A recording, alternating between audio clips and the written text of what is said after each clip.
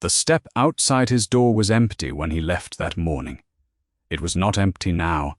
She stood in the late afternoon light, very tall, looking at his door with the patience of someone who had nowhere better to be. She held something small in her left hand. The lens. He had not noticed. It was gone. He stood at the window and did not move. "You dropped this back there," she said, to no one she could see. He did not answer. Things were already in motion. He watched her through the gap in the shutter. The afternoon had gone still. No wind.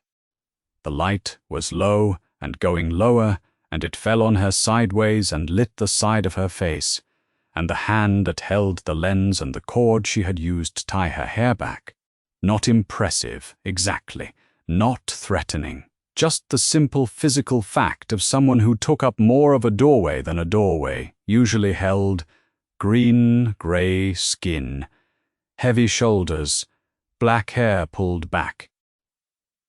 She stood with her hands easy at her sides, and her weight settled the way a person stands when they have been standing in a particular spot for a long time and expect to stand there a while longer. She knocked. 2 knocks. Unhurried. He did not move. She raised the lens slightly so it caught the fading light. Then she let her hand drop back to her side and looked at the door again. She did not seem troubled by the silence coming from inside. He had spent 11 years in this town. In 11 years he had learned every shortcut, every quiet alley, every reliable hour of the market when the foot traffic thinned enough to move through without incident. He had a route to the well that passed no one. He had a path to the apothecary that went 3 blocks out of the way and was worth every step. He knew which corner of the grain square to cross, and when, and at what angle that put him nearest to the eastern road home. He had not always been like this. There was a time years ago when he had simply walked where he was going without thinking. That time was a long time gone. In 11 years, he had never had an orc standing at his door, not alarm. Not the particular tightness he sometimes felt in the market when the crowd pressed in without warning, and there was no clear path out. This was something quieter. This was the stillness of a man who had built a life with very specific edges, a life without gaps and without surprises, who had just found a gap he had not made. He looked at her. She was looking at the door. She had no idea he was at the window. She was doing what she had been doing since she picked the thing up on the road half an hour ago, which was locating the person it belonged to and giving it back. A practical matter. She was patient about practical things. She did not find any of this unusual. She would not have known how. He did not know this. He did not know any of it. The light went flat. The yard sat quiet around her. The road beyond the gate was empty in both directions. She raised her hand a second time, knocked twice more, and said very calmly, "I can wait." He believed her, and by the time he opened the door, it would already be too late to undo. He had not always lived alone. There had been a time some years back when the house had a second set of sounds in it. His father moved through the workshop at the back, like a man who had always lived in a space exactly that size, no bigger, no smaller, and was satisfied with the fit. He had the hands for fine work, steady, slow, with the particular patience that grinding lenses requires, which is the patience of someone who has decided that speed is not the point. He had taught his son the same thing. The work was small and exact. Lenses ground to specific curves. Instruments fitted to order. Occasionally a map when someone needed distances measured, and a careful hand to record them. It was not the kind of work that made a man well known. It was the kind of work that made a man useful, which is different, and which suited them both. His father died in the 3rd winter after they came to this town. Not a story, not a particular moment to point at. He went to sleep one night and did not wake up, and that was the whole of it. He was an old man by then. He had lived the life he set out to live, which is more than most can say. He left the workshop. He left the tools. Not grief, exactly. That was not the right word for what it was. More like the shape a thing leaves behind when it is no longer there. The hollow in a pillow, the scuff on a floor where a chair used to stand. You noticed it, and then you went back to work, because the work was still there, and it still needed doing. And that was a kind of answer to the hollow, if not the only kind. He kept the lens in his breast pocket. He had started doing it without deciding to. He noticed one morning that it had been there for a month, and by then it felt wrong to put it elsewhere. He touched it when he thought, when a calculation was being difficult, when a piece of glass was not behaving the way the geometry said it should, when he was standing at the well in the grey early morning and a feeling would come over him that was not quite discomfort, but lived in the same neighborhood as discomfort, and he needed something solid to put his hand against.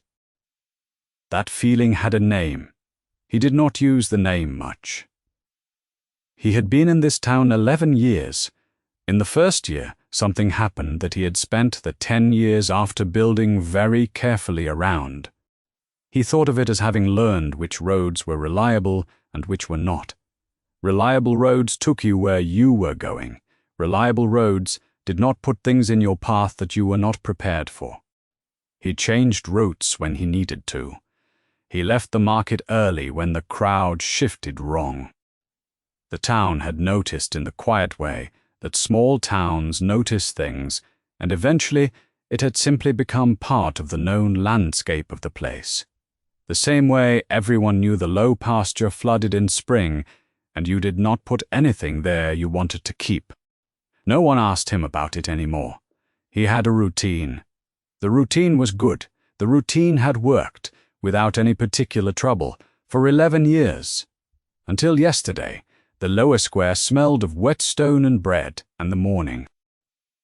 Mist off the river, not yet burned away.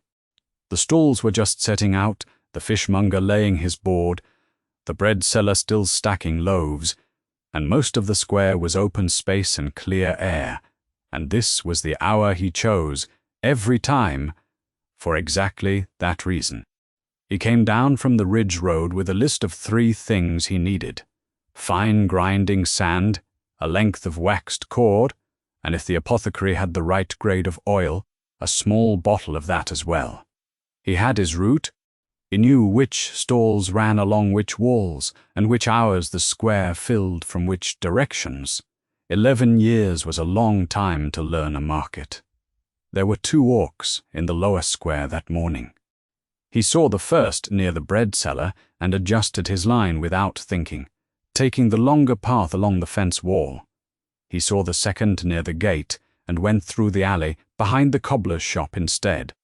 Both adjustments cost him roughly 4 minutes. He did not count them as costs. He counted them as the ordinary texture of getting from one place to another, without incident. He got his sand from the miller.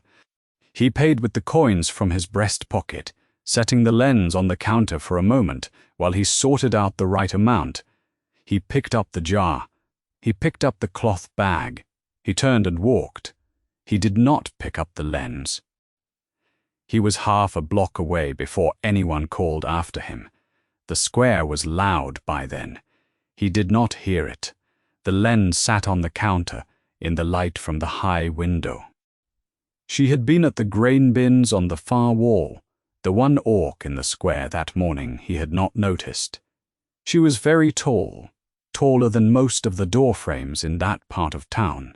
Green-grey skin, black hair tied back with a piece of cord.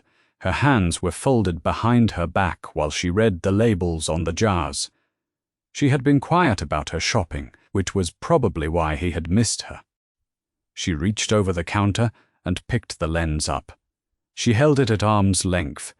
It made the far wall look closer than it was. She turned it a little. The wall sharpened. She turned it back and the wall blurred. She looked at it the way a person looks at a thing that is simple and well-made and has been left behind, which is to say, as a practical problem that needed solving. She looked toward the door where the man had gone. She had seen which way he turned. She set her grain on the counter, paid for it, and went out into the square. She found the corner. She looked down the road. He was still visible. Walking fast, head down, shoulders set in the particular angle of a man who has somewhere to be and is not planning to look behind him. She followed because the thing in her hand belonged to him and he had walked off without it. That was all. It did not occur to her that there was anything complicated about following a person down a road to return what they had left behind. She had done it before with other things. A scarf once, a pair of work gloves. It had not been complicated then, either. She kept pace easily. He turned onto the quiet road north of the tannery. She turned with him. He did not look back. He noticed her somewhere between the tannery and the mill. He had not been looking behind him. He never looked behind him on the way home. But there was a sound. Footsteps, very even, very unhurried, and he glanced over his shoulder without quite meaning to. She was there, a full head taller than most of the foot traffic, not hurrying, not sneaking, just walking, about 30 paces back, at the steady pace of someone who had somewhere to be and was not going to rush about it. He turned off the road onto the lane that ran behind the dyer's yard. She turned with him, he told himself. It was a coincidence. The lane ran in 2 directions. She could be going somewhere else entirely. He walked faster and turned at the next junction, heading north on a path nobody who lived in this part of town would have reason to take. He looked back. She was on the path. She was still holding something in her left hand. Something small and round that caught the light. He knew what it was. He kept walking. He took the shortcut through the gap between the chandler's shop and the storage shed, the one that required turning sideways for anyone of normal width. She did not have to turn sideways. She had to duck her head. She came through the gap and kept walking. He stopped and looked at her directly, with his full attention, the way you look at something, when you are trying to determine what it is and whether it constitutes a problem. She raised her free hand and waved, the kind of wave that means, I see you, and you see me, no need to make a thing of it. She held up the lens. He turned around and walked faster. He went the last 6 blocks at a pace that was not running, though his legs were arguing about it. He reached his gate. He went through it. He went to his door and went inside and stood very still just inside the door and waited. He looked through the window. She was at the step. She had the lens in her left hand, held slightly out the way you hold something you are returning. She was looking at the door. She was looking at the shuttered window. She was looking at the yard. She did not appear to be going anywhere. He opened the door. She held out the lens. You dropped this back there, she said. Her voice was low and even. Not accusatory, not curious. The voice of a person completing a practical task. He took the lens. He said nothing. She did not leave. She looked past him at the inside of the door, then at the front of the house, then at the yard with the split wood stacked against the fence. She looked at these things the way a person looks at a place they are seeing for the first time, and find reasonably interesting. You can go now, he said. She looked at him, then back at the yard. I didn't know you were in a hurry, she said. I'm not in a hurry. She nodded, as if that settled something, and looked at the yard again. A bee was working the clover near the fence post. She watched it for a moment. He stood in the doorway and said nothing, and could not think of what to say that would work, because nothing he had tried since the tannery had worked, and he was running out of road. He tried 3 different approaches before the light went. The first, you should go now. It's getting late. She considered this. I haven't found a place to stay tonight." He had not asked. "There's an inn at the south gate. Is it a good inn?" He had never been inside it. "Probably." She nodded slowly, as if weighing the word. She did not move. The second, "I don't have room." She looked at the house, which was not a small house. She looked at him. She did not say anything, but her face did something that was not quite skeptical and not quite polite, and landed somewhere between the two. He tried a more direct route. "I don't have company. I live alone. I prefer it." "Are you sick?" "Good," she said, and sat down on the step.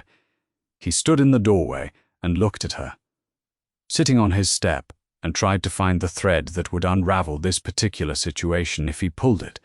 There did not appear to be one. Every approach he tried turned out to be attached to something she had already answered plainly, or to something she did not appear to think needed an answer at all. She was not refusing him. She was not being difficult. She simply did not seem to understand what it was he was asking her to do, because from where she stood, there was nothing to do. She had returned the thing. She was not in a hurry. She was sitting on a step. She had her pack with her.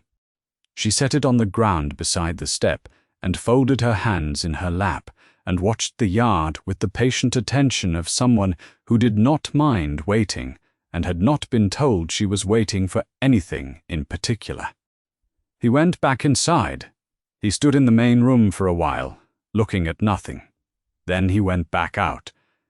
She was still there. The bee was gone. The clover had closed up. The yard was going dark at the edges. He told her the road north was safe enough in daylight, but less so after. She said she would keep that in mind.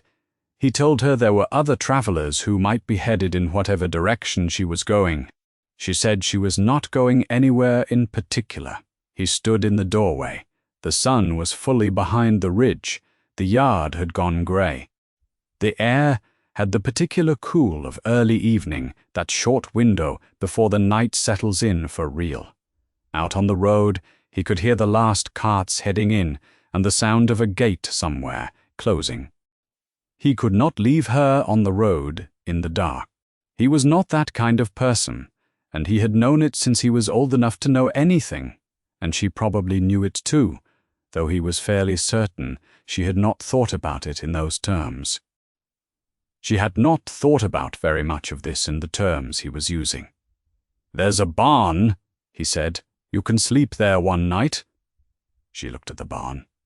"All right," she said. "Then you go in the morning." "All right."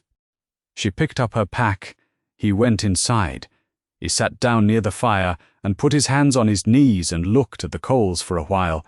Then he put his hand into his breast pocket and touched the lens. Not anger, not warmth. Something that did not have a name yet, and that he was not going to give one to tonight, outside the barn door, made a soft sound as she pulled it shut. He sat there for a long time. On the first morning, she was still there. He had expected otherwise. He had gone to sleep fully expecting to wake to an empty barn and a clear yard, and he had been wrong. Which was its own kind of surprise. The barn door was open. She was not in it. She was in the yard. The step had been swept clean of the night's grit and fallen leaf, and whatever else the wind brings off the ridge. The split wood he had left in a pile against the fence wall had been stacked, properly stacked, flat side in, the way it holds longer along the side of the house where the overhang would keep the rain off. He stood in the doorway and looked at it for a long time. She was near the well going through something in her pack. She did not look up. She was not waiting for a reaction. He went back inside. He did not say anything. He did not tell her to stop or to leave or to put the wood back where it had been. He simply went inside and sat down at the bench and picked up the piece of glass he had been working on, and he worked on it. And the morning went the way mornings usually went, except that there was a person in his yard. He noticed around midday that he was listening for her. He was not sure when he had started doing it. He stopped and went back to work. On the second day, she came to the workshop door and stood in it. "What is that?" she said. He was fitting a ground lens into a brass sleeve. He explained what a lens sleeve was and why the tolerance between the glass and the metal had to be precise to within a hair's width, why that required a particular grinding sequence done in a particular order, and what happened if the sequence was reversed or the pressure uneven. He explained about the different grades of grinding sand and how you could tell by eye when the surface had the right finish and what the wrong finish looked like, and what you did when you got it. She listened with complete attention. Her eyes moved from his hands to his face and back to his hands. She asked at intervals what the finished instrument was for. He told her. She asked how long it took. He told her. She asked if he made them by himself. He stopped. He had been talking for quite some time. "Yes," he said. "By myself." "Go on," she said. He did not go on. He turned back to the lens and the sleeve, and did not say anything else. And after a while, she left the doorway. That evening, she set something near the front door, and walked away without making anything of it. A small cloth bundle tied at the top. He did not open it until after dark. Dried meat and 2 flat traveling cakes, the kind that keep well when you are walking for a while. He stood in the doorway with the bundle in his hands. Not kindness. Not yet. He did not have a word for what it was, only that it was practical and unasked for, and had probably not occurred to her to mean anything by. He ate one of the cakes. It was better than he expected. He did not say so to anyone. There was no one to say it to. On the third day, she pulled 4 boards off the far fence and replaced them. He watched from the workshop window. He had not asked her to do it. He had not asked her to do any of it. He was not entirely sure when it had become the kind of yard where things got done without him doing them, but there it was. She worked the way people work when they know what they are doing. No wasted motion. She checked each board before she put it up, running her thumb along the grain to feel for wet rot, tapping it to hear how solid it was. The boards she rejected, she set aside in a pile. The ones she kept, she set firmly and did not over-nail them, which was the thing most people got wrong. He did not go out. He told himself there was nothing to go out for. By evening, the fence was straight for. On the 4th day, he brought his work outside. The light was better in the afternoons, and the bench by the shed door was where his father had always preferred to work. And that was reason enough. She was already sitting near the well, mending something. She did not look up when he came out. He set up his tools. He ground. She mended. The yard was quiet except for the sound of the stone on the glass and the occasional pull of thread. After a while, she said, "What is that glass thing you always touch?" He kept his hands moving. He almost did not answer. Then he said it had belonged to his father. A lens for close work. His father had ground it himself, which was a harder thing to do than it sounded, 'cause you were grinding the tool you would use to make other tools. So the standard had to be higher than anything you were going to make with it. She held out her hand. He looked at her hand. He looked at the lens in his breast pocket. He hesitated longer than he meant to. Then he gave it to her. She held it up to the sky and looked through it. She turned it. She looked at the fence she had fixed, and then at the tree line, and then at a small brown bird in the grass, near the gate. She held it back out to him. He took it. She said, "It's a good lens, I know," he said, not softening, not friendship. But something had shifted in the space between them, small and nameless, and arrived without either of them doing anything in particular to bring it about. He put the lens back in his pocket and went back to work. That evening he brought bread out and set it on the bench between them. Not a meal, not an invitation. Just bread and a wedge of hard cheese and 2 cups of water, because he had gone to fill 1 cup and had found himself filling 2 without deciding to. They ate. Neither of them said much. The sun dropped behind the ridge and the yard went gold and then grey, and they sat in it and watched it go. He could not have said what they talked about. He did not think they talked about very much. But when he finally went inside, he found that the evening had lasted longer than he had noticed while it was happening, and that he was not particularly sorry it had. The fire was already going when he came back in from the yard. She had laid it herself. He had not asked, but the wood was there, and the evening was cold, and she had simply done it. The room had gone warm, and the window showed nothing but dark. She was sitting on the floor near the hearth, close enough to feel it. She had not taken the chair by the table. He sat in his usual place, the bench on the far wall, where the light was good enough to read by.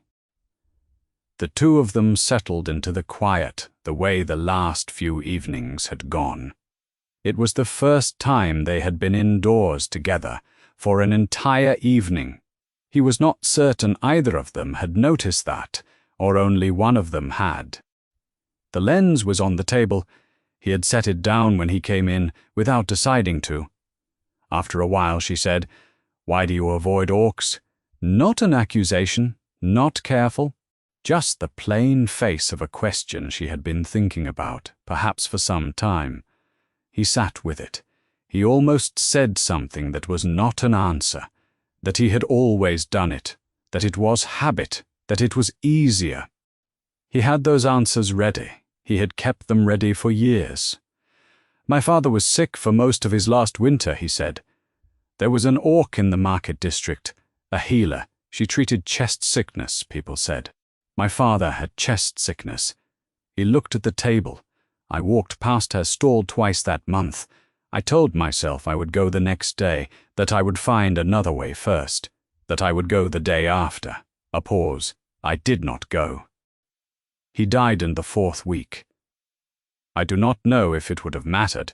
I have never finished deciding." She listened, without interrupting or shifting. "The avoiding was older than that," he said. She did not say he should have gone. She did not say there was no way to know. She said, "I came here alone." He looked up.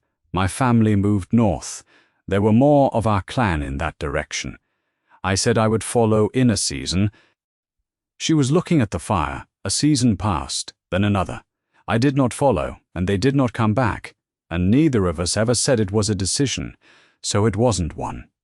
It was just what happened. Not cruelty, not even a break.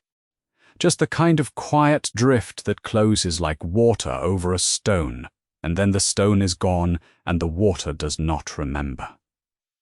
He said nothing for a long time. "I didn't know you were carrying that," she said. It was not a consolation. It was the same voice she used for practical facts. The wood holds longer flat side in. The board wants 3 nails, not 2. A thing observed and stated plainly because she did not know how else to say it. He looked at the lens on the table. His father had ground it to a tolerance he had never quite matched. Even after years of trying, he had told himself it was because the equipment was different. He had also told himself some years that you cannot learn a thing from a man who is no longer there to teach it. He was not sure that was true. He was not sure it was false either. Something in him that had been braced for a very long time went slightly less rigid. He did not know what to call that. He did not try. Not forgiveness, not the shape he had always imagined forgiveness would take if it came. Not the end of the distance between himself and the things he had not done. But the beginning of something he could see from where he was sitting, which was further than he had been able to see in a long time. He left the lens on the table when he went to bed.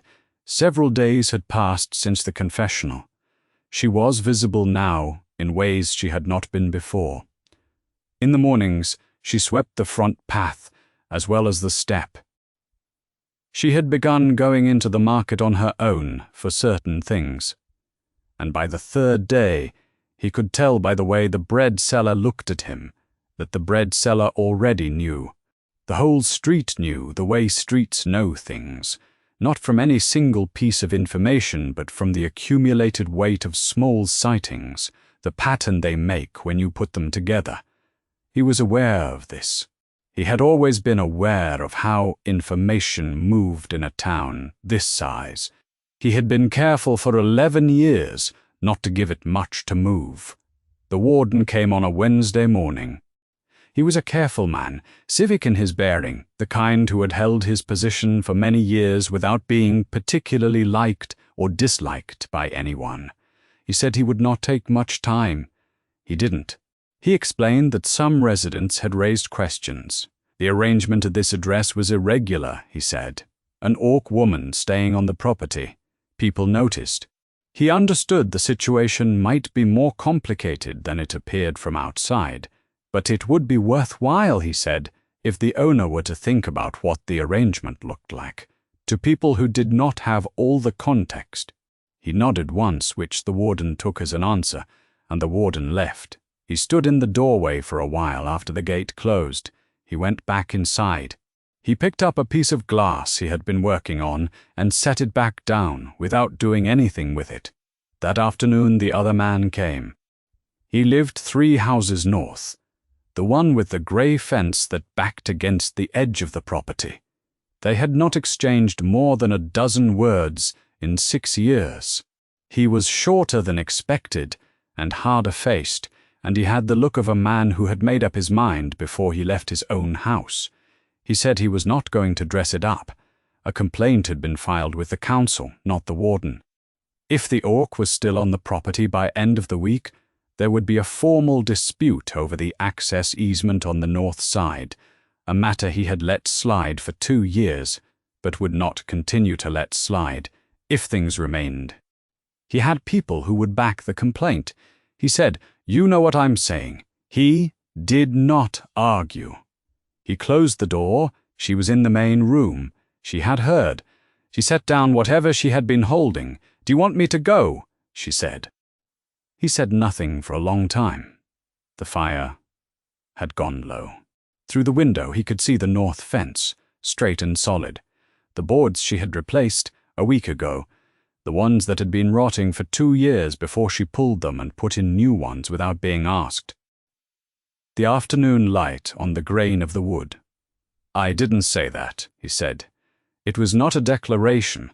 It was not a choice arrived at through any process he could have explained afterward. It was the place he found himself standing when he stopped moving long enough to look down. She picked up what she had set down and went back to work. He stood there for another moment. Then he went and put more wood on the fire. He came back on Thursday. He was not alone this time. 2 men behind him, not from the immediate street, from somewhere else. The kind of people you bring when you want the other side to count what's standing against them. They stopped at the gate without opening it. The neighbor put both hands on the top rail and looked at the door. He had not knocked. He was waiting for the door to open. He came out first. He stood at the top of the step and said nothing. The yard between him and the gate was 20 feet, maybe a little more. He let it stay that way. He had stood in this yard in all kinds of weather, in all kinds of quiet, and he stood in it now with his hands at his sides and looked at the 3 men at the gate and did not move. She came out behind him. She stepped up beside him, not in front, not back. She straightened. All of her height came with it, and there was a great deal of height to come. She folded her hands in front of her, the way she did when she was waiting for something she was in no particular hurry for. She did not speak. She did not step toward the gate. She simply stood there, green-gray and still in the morning light, and looked at the men across the yard without any expression that could be read as trouble. Nobody said anything. A cart went by on the next street. The sound of wheels on stone, and then it was gone from the house. Directly across the road, a man came out. He had been at work in his front yard, a saw or something. He set it down. He walked to the edge of his property line and stood there with his arms loose at his sides and watched the gate. The neighbor looked at him, looked at her, looked back at the two men he had brought. His jaw moved slightly. The way a jaw moves when the sum a man is doing is not coming out the way he expected when he started it. He looked at her again. He looked back at the man in the doorway. Neither of them had moved. Something crossed his face. Not fear, exactly. The recognition that the ground here was different from the ground he had left his house expecting to stand on, and that the difference was not a small one. His hands came off the gate rail. "We'll be watching," he said. He turned and left. The two men behind him turned without a word to each other and followed. They went up the road without looking back, and the not looking back told him more than the looking back would have.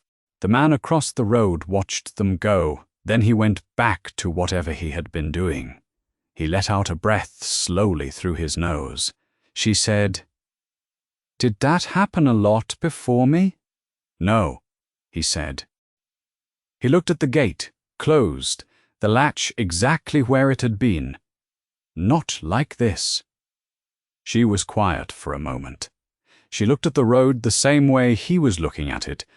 Then she said, "All right," and went inside. He followed. He did not tell her to leave first, or wait. He came in after her and pulled the door shut and stood in the middle of his own room while the quiet of the house settled back around them both. The lens was on the table. The fire was going. The yard outside was empty and straight-fenced and ordinary in the way that a thing is ordinary after something is finished. He had not done anything exactly. He had stood in his doorway and not moved, and it had been enough. He was not entirely sure what to do with that. He sat down at the bench and picked up his work and started from where he had left off.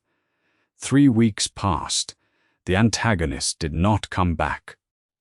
The warden passed him on the road one afternoon and nodded, the kind of nod that carries nothing in particular and is meant to carry nothing in particular.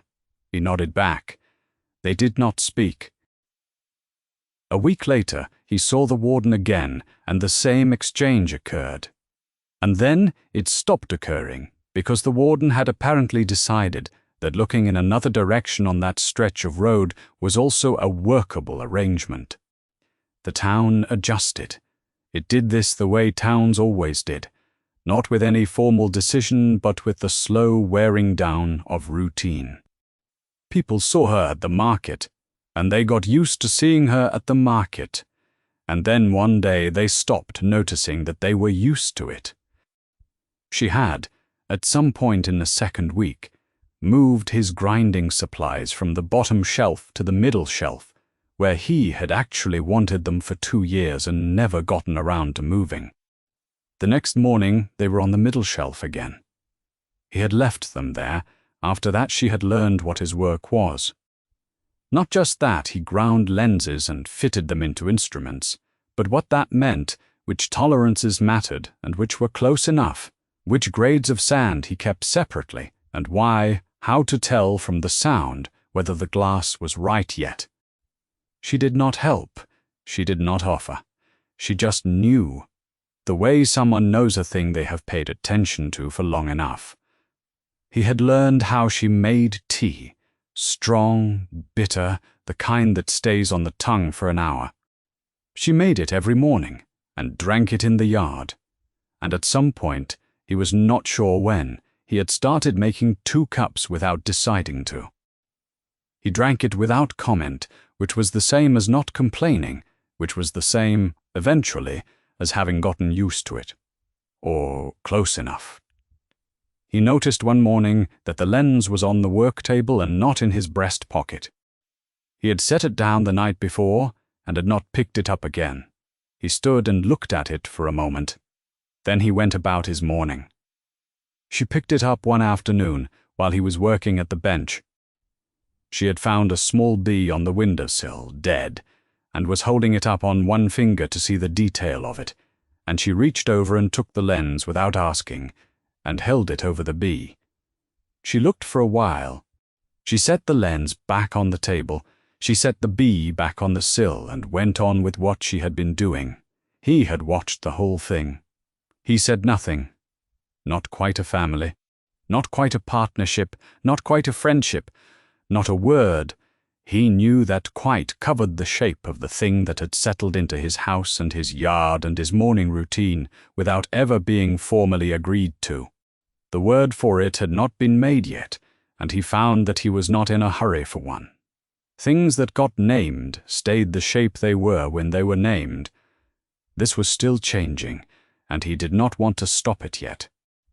The lens was on the table when he went to bed, not in his pocket. He noticed this, and went to bed anyway. It was an evening like the several before it, and this was the thing about evenings now. The fire was going. She was on the floor near it, her back against the stone of the hearth, turning something over in her hands, a piece of bark she had found in the yard and brought inside to look at in better light. He was at the bench with a lens sleeve that did not urgently need finishing, the kind of work that occupies the hands while the mind goes somewhere else. The room was the same room it had always been. Same dimensions, same bench, same window going dark at the same hour. It held two people now, the way a room holds people after enough time, not because it was built for it, but because things that happen every day become the shape of a place. Whether or not anyone decides they should, the step outside was solid underfoot. He had stopped thinking about whether it would hold. The fence along the north side was straight. The wood stacked under the overhang was flat side in, and would last the rest of the cold. The lens was on the table, not in his pocket. Somewhere beyond the fence the town was still itself. The man 3 houses north was still there, still the man he was. The warden still walked his rounds. Some things had been set down between people who had not spoken about setting them down, which was the way things actually resolved in a town this size, not in declarations, but in the slow accumulation of mornings where the declared thing did not happen. He had seen this before. It was slower than he would have liked, and also in the end, faster than he had expected. Other things were not yet settled. The road did not stop at the fence.